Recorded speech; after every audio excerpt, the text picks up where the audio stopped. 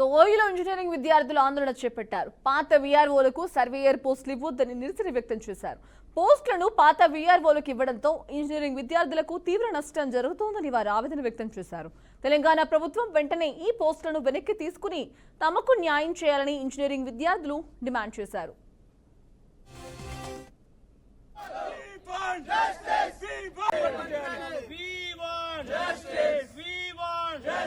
భర్తీ చేయాలి deputy సర్వేయర్లను civil ఇంజనీర్ల తోటి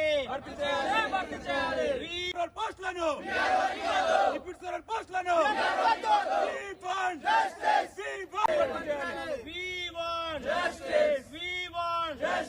భర్తీ చేయాలి డిప్యూటీ సర్వేయర్లను సివిల్ ఇంజనీర్ల తోటి పోస్టులను డిప్యూటీ సర్వేయర్ పోస్టులను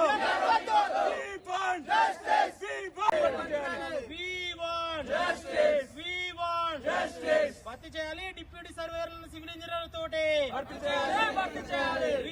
పోస్టులను డిప్యూటీ సర్వేయర్ల కొరత చాలా ఎక్కువగా ఉంది. దాదాపు 1000 డిప్యూటీ సర్వేయర్ పోస్టులు ఖాళీగా ఉన్నాయి.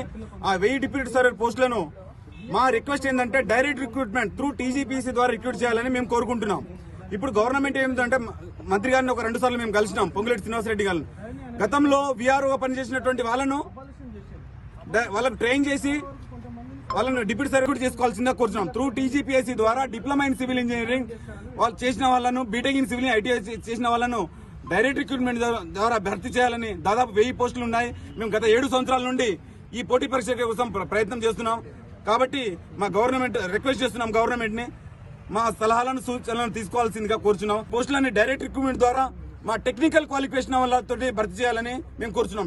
స్వయాన ముఖ్యమంత్రి గారే చెప్తున్నారు సివిల్ ని కాపాడండి అని చెప్పి.